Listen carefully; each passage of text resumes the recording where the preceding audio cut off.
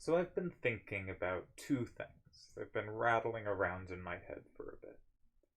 One is this quote from Broccoli from an Occult Fan article a long time ago, where she was talking about different styles, and she was defining it as initiative versus reactive and aggressive versus defensive. And in her description for defensive, she said, every good player has at least a strong sense of defense. They're at least good at at least somewhat good at defending. You just can't be that good without having some defensive skills. And you can be really good without having strengths in the other directions. And I think that's interesting, and I think that's true. A lot of the game is inherently locking in cards. It's not just taking cards, it's not setting up ways to take cards. The core component in most senses is locking in cards, is having cards that are safe for you forever and they can't deal with. So we're defining safe as a card that the opponent hand cannot and can never take. So for example, with the hands we see here, if this card is out of blue's hand, that card in 9, that 818A, is now safe. Or no, I guess it isn't. 8495 could take it. Ignore me. Let's try for a better example. Maybe I picked bad cards for this. I think I did. Can we pull this out? Well, there's another way for cards to be safe, right? Something like this, that card in 7 is now safe because it's fully locked in.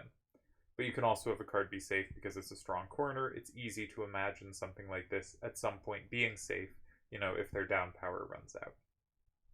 The second thing that's been in my head is this poker thing. In poker, there are stats you can get on players, specifically online. You can have a display that shows them, that tells you things like a common one is VPIP, which stands for voluntarily putting chips in pot. Voluntarily puts in pot, I think is what it stands for. And this is how many hands does a player, not including the antes, that is involuntary, but how many times, and it doesn't matter if you don't know anything about poker, this analogy I think will make sense. But there's a stat of how often, what percentage of hands a player voluntarily puts money in the pot. And in various games, say 6 Max, which is a game with 6 players of Hold'em, basically any player who's a regular, who's making significant money over time, is going to be somewhere from like 20 to 24%, 19, 18 to 24%, somewhere in that range, which is a pretty tight range. Most players under that are too tight and are not going to be able to raise stakes and make money over time. Players over that are likely too aggressive. And that doesn't mean they can't succeed, and that doesn't mean there isn't a lot of variation in skill. In poker, there is a ton. But despite that, and despite there being very different styles, basically all good players end up within a few percentage points of each other, and not just in that stat, but in a bunch of other stats. And if you look at someone's stats and see, oh, they're not in that range, that tells you there's a really exploitable weakness here. Strong players are just so likely to end up in this range.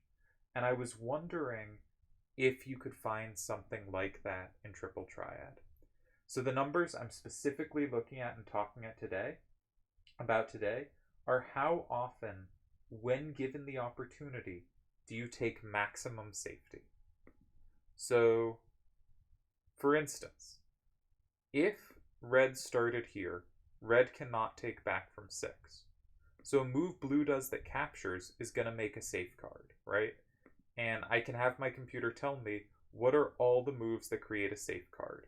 And it says, this to 8 creates a safe card. This to 8 creates a safe card. And that's it. This doesn't take, this doesn't capture, this doesn't capture.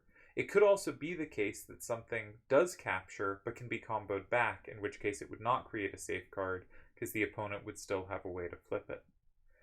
What it can also tell me is how many moves concede safety to the opponent. So what's really interesting is, of our 2 ways to capture an 8, we have these 2 ways to capture an 8. This one, they could reply with here and create safety for themselves. We can't take this. So this one, we gain a safety our turn, but they can get a safety in reply. Well, this, because we hold on to 559A, they don't have a safety in reply. And so there's a difference between these two moves in terms of this way of counting. This doesn't mean this is the only way to check for good moves. We'll get to that in a bit. But I wanted to show kind of, we can define these are the two moves that maximize safety this turn. No other move achieves a safety. But if we're looking to maximize our safety this turn minus opponent's safety next turn, then the best move is this. And so what I did was I took a bunch of players and I looked through their games. And I had the computer tell me, how often are you maximizing safety? So if you play either move here, that counts as maximizing safety. If you play any other move, that counts as not maximizing safety. And then second of all, how often are you maximizing your safety minus their replying safety? So in this situation, only this move would maximize that. Another thing I did was I ignored the first two moves of the game and the last three. Part of this was I wanted to get an equal number of moves if you are a first turn or second turn player. I'm taking moves 3 through 6. That's 2 moves from each player. And another thing is there are a lot of move 1 spots where basically there is no safety and there is no safety to deny. And what I did in situations like that where all moves were equal on the scale is I just ignored that, but I thought I'd have to ignore much too much moves 1 and 2, and it would also be a pain to look through so many moves. There are fewer moves as the game goes on. And I sort of wanted to take this as a middle game kind of thing. How often do you take maximal safety in the middle game? And how often do you kind of take maximal safety keeping in mind that you're trying to deny the opponent safety too? So we have these two stats. I'm going to call one of them safety. What percentage of the time do you take maximal safety? You know, do you either go here or go here in this spot? And what percentage of the time do you deny safety? To give another kind of example, we could imagine a position like this. Now, you could get safety going here or here. But if you get safety here, it might allow them to go here, locking in this card and maybe another card with it. If you go here, you get safety, but they can only probably lock in one safety in reply. So this move is more likely to be good, not because it gets you more safety. Each move is only going to get you one safety. This card makes itself safe. This card makes the card 9 safe. But because this card's going to be more valuable to the opponent. So situations like that, where the safety can be similar in two different squares, but the safety plus is going to differ. The one other thing I want to say is I noticed doing some testing, and I did some stronger players and some weaker players in Open, is that if you play starters of a certain type, your numbers go strange. For instance, if we reached this position, red must go in 3 for safety. And if they play either of these moves in 3, that will maximize both scores, because they necessarily will make the card in 2 safe. That card cannot be taken from 5, so this is the most they can make anything safe. And because it would be so scary if the opponent went in 3, they're definitely minimizing opponent safety. But this could be a really bad move. It could be the opponent has some huge setup or some easy way to take and we have no play against it. It's easy for this to be a bad sequence of moves, but the move that committed us to it happened before my check. So specifically, players that really like side starters will come out as very safe players by this measure, when in fact they may not be. But they do something that, because of the specific moment in time I'm checking, moves 3 through 6, they make a move that gives away safety before that event, and then after it are committed to these safe type moves, and it makes them just look like much safer players than they are. So I've tried to exclude players like that, because I think fundamentally something different is going on. The last thing I want to say is, in the poker thing, voluntarily puts chips in pot. The correct percentage is not 0, it's not 100%. It's some rate in between. And I don't think always playing the safe move or always denying your opponent the safest moves is the best strategy. There can be much longer term things going on, and I don't think the correct thing is, oh, if you play 100% maximal safety, that means you're doing something really well. I don't think that's the case.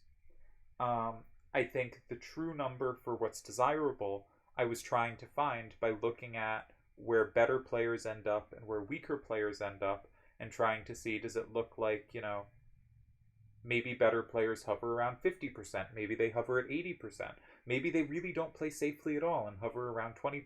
I just didn't know. And so one thing I really wanted to do was look at, what safety rate do you want? You really want to have a voluntary puts in pot rate in poker in 6 max around 23%. And if you're more than a few, or 22 or whatever, if you're more than a few percent off that, you're probably doing something wrong. Could we find a similar point in triple triad? So I took a bunch of weaker players and kind of checked where their stats were, and I took specifically 3 stronger players, and then I started calculating me, but got bored as well, and didn't finish with me. But I do have some numbers on me. But I did every game I had, Turds, Piggyman, and Delial. And I thought these were 3 really distinct players with very different styles. Do they look similar on this metric? And do they look different from weaker players? And I found a few things. So I just want to give a quick explanation of what I found, and then say maybe there is a correct rate to be around. And if you look at your games and think, and it's hard to tell, right? I have this program that tells me what the maximal safety move is, so I can look through games quickly. But often, like, any time a move is played in 2, there's potential safety in 1 or 3. And looking for that is, of course, useful.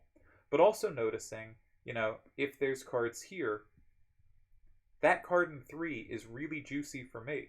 So is 8. But 3 is also really juicy for them too. And maybe going in 3, even if going in 8 is just as good safety-wise for me, maybe going in 3 is better for denying them safety. And that's another question. Which is going to be the more useful stat in differentiating the best players from weaker ones? Is it safety, or is it safety plus? And are there ranges that look like good players end up there? And what would you want your percentage to be? And there's not an easy way to check it, and takes a bunch of games to figure out. But I think it is an interesting question. What percentage of your moves do you want to be maximal safety type moves? And if you're going less than that, or you're going more than that, should you adjust your style and what decisions you're making? So the first player I did was Turds. And I will say, of the 3 great players I looked at, Turds, Piggy, and Deli, I didn't realize at the time, but I should, based on what I know now, Turds should be expected to have the highest safety percentages, because Turds plays the most side starters of the 3. That doesn't mean he's playing them a huge percentage of the time, but Piggy and Deli are basically almost never playing side starters, and Turds is playing them at a more like 20-25% rate, somewhere like that, maybe even a touch higher. And that's going to mean Turds is going to get more of these scenarios where it thinks he's playing more safely than he is, because in fact his first move is giving up safety and not creating any, but a move later it creates some. So Turds ended up with 63% of his moves create maximal safety, and 64% are maximal safety plus. Then I checked Piggyman, and again, from what I know now, I should have expected Piggyman's numbers to be lower. I didn't. I thought they'd be higher. I think of Piggy as more defensive, but they did show up as lower. And Piggy showed up as 55% safety and 57% safety plus. Then I did Delial, and he was 57% safety and 59% safety plus. This is to say, if we just take safety first, good players, great players, these are all great players, showed up at 63, 55, and 57%. That's a really narrow range. And this is, again, moves 3 through 6 of games. This suggests that good players a little over half the time are picking one of the moves that has maximal safety. And given that they're all so close and they're all very good, that suggests to me that that's really the sweet spot range, is a little over or a little below. 60% is kind of the middle number there. I've also started to do myself, but haven't finished the numbers, and I'm kind of bored of checking this, so probably won't. I'm currently at 64.5%. And I don't play side starters near as much as Turds, and I of course think very highly of my own play, so that might suggest if you wanted to vary from this kind of number around 60%, probably better to go a little higher than go a little lower. And we will notice, one of the players lower, Delial, is phenomenal at finding creative ideas that take sort of fundamental risks, but have really well thought out plans behind them. And not all of us can be Delial. In fact, only one of us can be.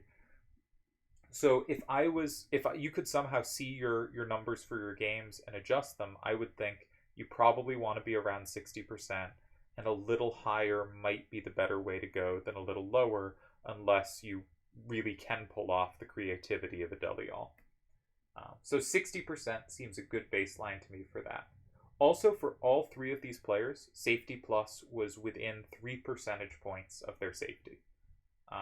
Mine is currently a tiny bit more than 3% off, but Deli's started like 10 or 11% off and it converged. These numbers do converge for the good players. Your safety plus should be very similar to your safety. The best players are denying safety at a similar rate to how much they're taking safety themselves. Now, what about weaker players? Aside ones, I separated out ones that do a lot of side starters, and I didn't do big samples on this, but I looked at a few different players, and all of them, except for frequent side starter players, ended up between 40 and 50% safety. So what this is suggesting to me is where the best players are around 60% and weaker players are somewhere around 40-45%. That the better players are identifying chances to take safety about 15% more of moves. And that's a pretty big gap. And I think that's probably one of the bigger gaps between the strongest players and medium players, is that the stronger players are just taking the safe squares more often and seeing reasons to move to non-safe squares a little less. And that for a lot of players who aren't as strong, taking safety more than you do is probably a correct direction to go in.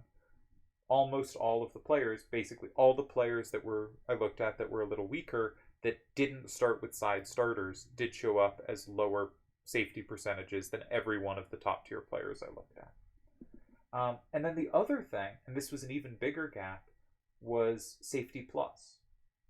And the weaker players showed kind of between 20 and 40% there, which means they were 10 to 25% lower at safety plus than they were at safety. So they're not taking safety, weaker players are not taking safety as much, and they're really denying opponents safety much less. Of the good players, of the top tier players, every single one of them had a higher safety plus than safety. The numbers were close, but every one of them was higher. Every one of them is maximizing denying you safety while taking safety themselves more than they are achieving pure safety for themselves. And for every single one of the weaker players I looked at, there was a huge drop-off. They were denying safety for opponents maximally much, much less than they were just taking safety for themselves. So there was a clear gap in how much the best players versus somewhat weaker players take safety, but there was a much bigger gap in how much they look ahead and deny their opponent's safety while taking safety for themselves. And again, I think optimal numbers from both, the evidence looks like it's around 60%. That's if we assume these are in fact the best players, which I think is a fair assumption. There are other players you could put in the conversation, but Turds, Piggy, Deli, and for a smaller sample, me as well, are clearly top tier players in Open.